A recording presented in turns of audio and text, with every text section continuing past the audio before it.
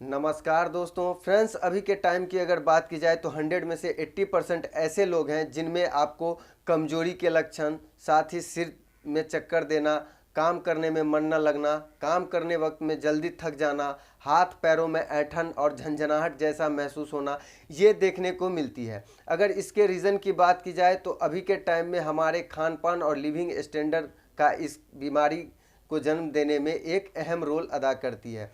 अगर अभी के टाइम की अगर बात की जाए तो जो जो भी हमारा खान पान है वो बॉडी के मुकाबले जो है सो उतना प्रोटीन और उतना एनर्जी आपके बॉडी को नहीं दे पाती है जितना हमारे बॉडी की आवश्यकता है। इस पीरियड में क्या होता है कि ये समस्याएं हमारे बॉडी में देखने को मिलती है। इन सारी समस्याओं से छुटकारा पाने की अगर बात की जाए तो उनके दो ही तरीके हैं, जिनमें पहला तरीका है कि आप हेल्दी डाइट लीजिए, प्रॉपर वे में आप अपने बॉडी को मेंटेन रखिए। जैसे आप एक्सरसाइज कीजिए, साथ ही जितने आपके बॉडी को प्रोटीन लेवल की आवश्यकता है उतनी आप उनको दीजिए ताकि आपका बॉडी फुलफिल कर सके।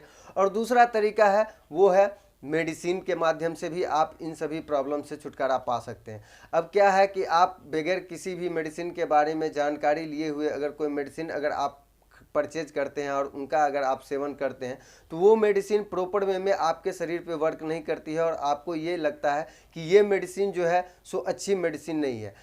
बट ऐसा नहीं होता है। रीज़न ये होता है कि आपको प्रॉपर वे में उस मेडिसिन की जानकारी नहीं है कि उस मेडिसिन को लेने से क्या क्या बेनिफिट्स आपको देखने को मिलेंगी, साथ ही आपको उस मेडिसिन का इस्तेमाल कैसे करना है और साथ ही उस मेडिसिन के क्या क्या साइड इफ़ेक्ट हैं। तो आज के इस वीडियो में हम इसी टॉपिक पे बात करने वाले हैं कि आखिर आपके शरीर में अगर कमजोरी है या आपको किसी भी काम करने में मन नहीं लग रहा है या आप कोई भी काम करते हैं तो आप बहुत जल्दी थक जाते हैं या आपके शरीर में ऐंठन जैसी समस्या होती है या शरीर में हाथ में पैर में झंझनाहट जैसी महसूस होती है, तो आप कैसे इन सभी प्रॉब्लम से आप छुटकारा पा सकते हैं। तो आज का जो ये हमारा वीडियो होने वाला है वो इसी टॉपिक पे होने वाला है। तो चलिए वीडियो स्टार्ट कर लेते हैं बगैर आपके समय को गवाए हुए। आज हम जिस मेडिसिन के बारे में बात करने वाले हैं वो मेडिसिन है बिवॉन कैप्सूल। अगर इसके कंपनी की बात की जाए तो ये जोवेंटस कंपनी के द्वारा बनाई गई एक दवा है। अगर इसके पैकिंग की बात की जाए तो ये 15 टैबलेट के पैकिंग में आपको मार्केट में देखने को मिलेंगी। अगर इसकी प्राइस की बात की जाए तो 125 रुपीज़ से लेकर के 135 रुपीज़ तक इसके प्राइस आपको देखने को मिल सकती है। अगर इसके पैकिंग की बात की जाए तो ये 15 टैबलेट के पैकिंग में मार्केट में अवेलेबल है, जिसे आप डॉक्टर के प्रिस्क्रिप्शन पे और साथ ही बगैर डॉक्टर के प्रिस्क्रिप्शन पे भी आप इसे परचेज कर सकते हैं। अब हम बात कर लेते हैं इनके क्या क्या इंग्रेडिएंट्स इनमें मिली हुई हैं, यानी कि इनके कम्बिनेशन क्या क्या हैं। तो अगर आप बिवॉन कैप्सूल के अगर कम्बिनेशन की बात की जाए तो आपको 3 कम्बिनेशन ही इसकी देखने को मिलेंगी, जिसमें मल्टीविटामिन, मल्टी मिनरल्स और साथ में एंटीऑक्सीडेंट आपको देखने को मिलेंगी। अगर मल्टीविटामिन की बात की जाए तो मल्टीविटामिन में आपको विटामिन D3, बायोटीन, साथ ही नियासिनामाइड, विटामिन B6, क्रोमेनियम, मल्टीविटामिन, साथ ही खनिज पदार्थ जैसे प्राकृतिक चीज़ें आपको देखने को मिलेंगी। अगर हम बात करें इनके सारे इंग्रेडिएंट्स के वर्किंग की तो इसमें सबसे पहले नंबर पे आती है विटामिन D3।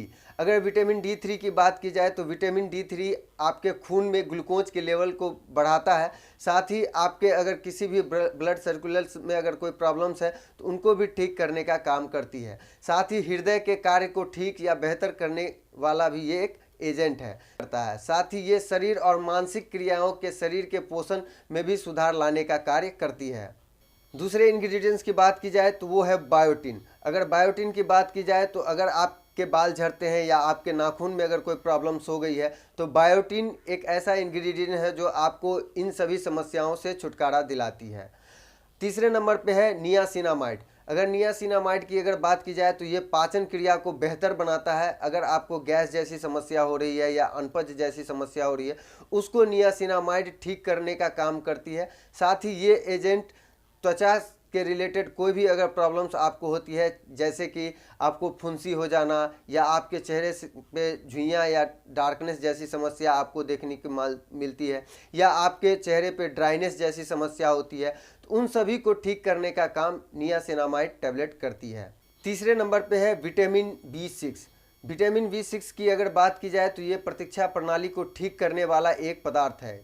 ये दवाएं जो उत्तेजित नसों को शांत करने के लिए तंत्रिका तंत्र को उत्तेजित करती है वो दवा जो खून बनाने के लिए उत्तेजित करती है और इसका उपयोग एनीमिया के इलाज के लिए भी किया जाता है, यानी कि आपके अगर शरीर में अगर ब्लड की अगर कमी है तो उसको भी ये बढ़ाने का कार्य करती है। चौथे नंबर पे आता है क्रोमिनियम। ये दवा ब्लड और शुगर के स्तर को नियंत्रित करती है और मधुमेह रोगियों के लिए बहुत ही सहायक प्रदान करती है। ये दवा जो शरीर में लिपिड की मात्रा को, कोलेस्ट्रॉल के स्तर को नियंत्रित करने में मदद करती है। ये दवा कार्डियक से संबंधित बीमारियों को भी रोकने का कार्य करती है। चौथे नंबर पे है मल्टीविटामिन। मल्टीविटामिन इंग्रेडिएंट्स की अगर बात की जाए तो ये दवाएं शरीर को उचित शारीरिक और मानसिक विकास के लिए आवश्यक पोषण प्रदान करने का कार्य करती है। अगर वहीं पे अगर हम बात करें तो हमारा पांचवा इंग्रेडिएंट्स है खनिज पदार्थ, जिनको एंटीऑक्सीडेंट भी कहते हैं। कार्य है हेमियोस्टेसिस, यानी कि किसी भी अंग या प्रणाली के असामान्य कार्य को ठीक करने के लिए शरीर की प्राकृतिक प्रक्रियाओं को बनाए रखने और तनाव की स्थिति को, शारीरिक क्रियाओं को नियंत्रित करने वाला ये एक बायोएक्टिव तत्व है, जो कि हमारे शरीर में जितने भी प्रोटीन लेवल या कोई भी एनर्जी की अगर कमी होती है उनको ये फुलफिल करने का काम करती है। अगर ऑल ओवरऑल अगर विभॉन कैप्सूल की अगर बात की जाए तो ये मेडिसिन एक पोषण की कमी को पूरे करने की एक मेडिसिन है, जो कि अगर आप किसी भी प्रकार का अगर डाइट ले रहे हैं, अगर वो प्रॉपर वे में जितनी प्रोटीन लेवल की आवश्यकता आपको बॉडी को है अगर वो नहीं प्रदान करती है तो इस मेडिसिन को लेने के बाद वो जो है सो आपको ये मेडिसिन फुलफिल कर देती है। साथ ही आप जब भी इस मेडिसिन का इस्तेमाल करेंगे तो एक बात का हमेशा ध्यान रखिएगा कि जो मेडिसिन आप ले रहे हैं इस मेडिसिन के बाद आपको खान पान पर भी ध्यान रखनी है।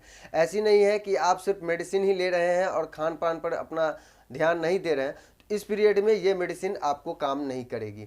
अब बात करते हैं कि ये मेडिसिन का इस्तेमाल हम कहाँ कहाँ कर सकते हैं और किन किन प्रॉब्लम्स में इस मेडिसिन को ले सकते हैं।